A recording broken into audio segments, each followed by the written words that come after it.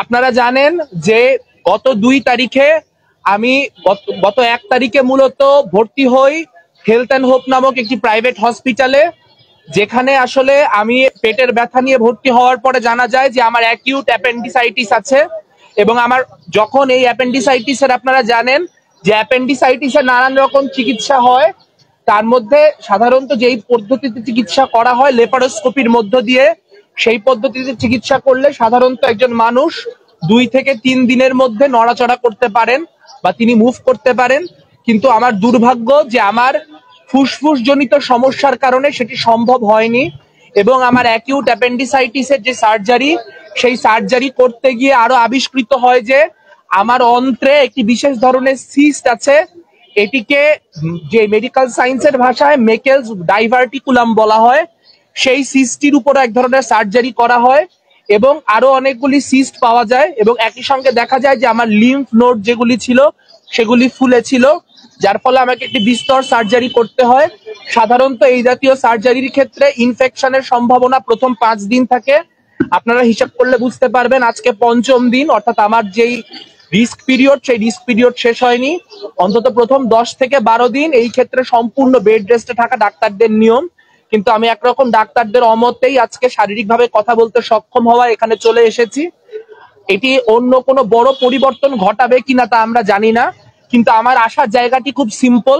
আমার সহযোদ্ধারা গত 5 দিন আমার অবর্তমানে আমার হয়ে যেই লড়াই করে গিয়েছেন, যেভাবে শেষ মানুষটি পর্যন্ত তাদের যে প্রচারণা, সেই প্রচারণা পৌঁছে দিয়েছেন, সেই জায়গা থেকে, একটি কৃতজ্ঞতার জায়গা থেকে, সহযোদ্ধার যেই জায়গা, সেই জায়গা থেকে আজ আমি উপস্থিত হয়েছি তাদের প্রতি কৃতজ্ঞতা জানাতে।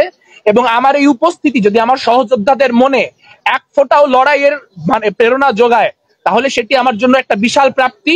এবং সেটি যাতে আমার সহযোদ্ধাদের মধ্যে সেই লড়াইয়ের বোধ যাতে আমি সঞ্চার করতে পারি, সেটি সেই জায়গা থেকে আসলে এই ঝুঁকিটি নেওয়া এবং আজকে এখানে এসে উপস্থিত হওয়া। ভোটারদেরকে যা বলার অতীতেই বলা হয়েছে, ভোটারদেরকে নতুন করে কোনো কিছু বলার নাই।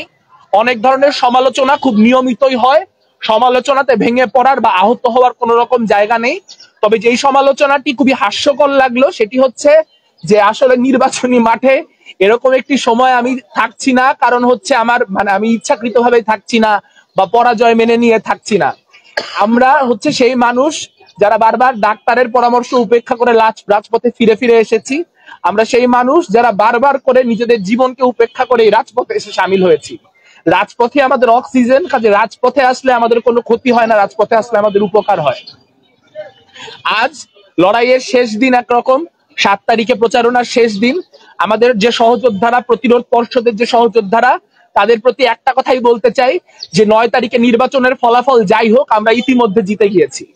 আমরা জিতে গিয়েছি এই কারণে, কারণ বাংলাদেশের যখন আমরা দেখতে পাই যে একটার পর একটা মাজার ভাঙা হয়, যখন আমরা দেখতে পাই যে মৃত মানুষের লাশ কবর থেকে তুলে পুড়িয়ে দেওয়া হয়, যখন আমরা দেখতে পাই একটার পর একটা মব আক্রমণ হয়, যখন আমরা দেখতে পাই একটার পর একটা মোরাল পুলিশিং হয়, তখন আমাদের উপস্থিতির কারণে আজকে প্রতিক্রিয়াশীলতম গোষ্ঠীগুলিকেও বলতে হচ্ছে যে ঢাকা বিশ্ববিদ্যালয় ক্যাম্পাসে রাত 12টা পর্যন্ত মেয়েদের হল ওপেন রাখতে হবে। সব থেকে প্রতিক্রিয়াশীলতম গোষ্ঠীকেও বলতে হচ্ছে ঢাকা বিশ্ববিদ্যালয়ে আর ধর্মকেন্দ্রিক যে বিভাজন, সেই বিভাজন চলবে না। কিন্তু আমি আমার জগন্নাথ হলের ভাইদের, আমার 5টা যে নারী হল, সে নারী হলের বোনদের মনে করিয়ে দিতে চাই, আপনারাও মনে রাখুন 3টা মাস আগেও কারা বিশ্ববিদ্যালয়ের যে সংসদ, শিক্ষার্থী সংসদ রয়েছে, সেই শিক্ষার্থী সংসদে বসে নারীদের মোরাল পুলিশিং করত। আপনারা মনে রাখুন কারা এখানে অ্যাডভোকেট আলিফের মৃত্যুর পর জগন্নাথ হলের পাশ দিয়ে যাইতে যাইতে এই স্লোগান দিয়ে গেছে, দিল্লি যাদের মামা বাড়ি, বাংলা ছাড়ো তাড়াতাড়ি। আপনারা সেই দুঃখ, সেই গ্লানি, সেই যন্ত্রণাকে মনে রাখুন। আমরা আহ্বান জানাতে চাই আমাদের অনাবাসিক ভাই বন্ধুদের প্রতি, আপনারা যাকে খুশি তাকে ভোট দিন, কিন্তু 9 তারিখ প্লিজ প্লিজ ভোট দিতে আসুন। আপনারা ভোট দিতে আসলে গোটা ইকুয়েশন বদলায় যাবে। এখানে যত সমীকরণ হচ্ছে, এই সমীকরণগুলা কিচ্ছু দাঁড়াবে না। এখানে স্বাধীনতা বিরোধীরা একটা পোস্টেও জিতে আসতে পারবে না। আপনারা শুধু আপনাদের প্রেজেন্স এনশিওর করুন, আপনাদের শেষ ভোটটা দিয়ে যান। আর ভোটারদের প্রতি একটাই আহ্বান জানাবো, যারা আমাকে ভোট দিবেন না তারা তো আমাকে ভোট দিবেন না, তাদেরকে নতুন করে বলার কিছু নাই। কিন্তু অনেক মানুষ আছেন যারা আমাদেরকে পছন্দ করেন, আমাকে ব্যক্তিগতভাবে পছন্দ করেন, কিন্তু এই চিন্তা করতেছেন যে যেই প্রার্থী আসলে আমার পর্যন্ত, আমার দ্বার পর্যন্ত এসে পৌঁছায় নাই, সে যে নির্বাচিত হওয়ার পর আমার পর্যন্ত এসে পৌঁছাবে তার নিশ্চয়তা কি? আমি শুধু এটুকু বলতে পারি, আমার শেষ 5 দিন আমি প্রস্তুতি নিচ্ছিলামই যাতে করে আমি শেষ মানুষটা পর্যন্ত পৌঁছাইতে পারি, শেষ যে শিক্ষার্থীটা সেই শিক্ষার্থীটা পর্যন্ত আমার যে রিচ সেই রিচটা করতে পারি। কিন্তু আমার শারীরিক অসক্ষমতার কারণে আমি সেটা পারি নাই।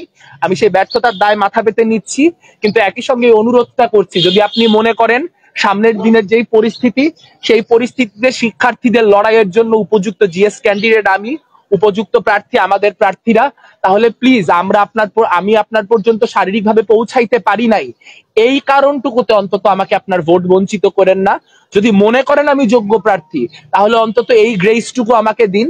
আমি সামনের দিনে জিতি আর হারি, আপনাদের পর্যন্ত, এই বিশ্ববিদ্যালয়ের 40,000 শিক্ষার্থী পর্যন্ত জনে জনে পৌঁছানোর যেই দায়, সেই অঙ্গীকার, সেই ওয়াদা আমি এখানে বসে করলাম।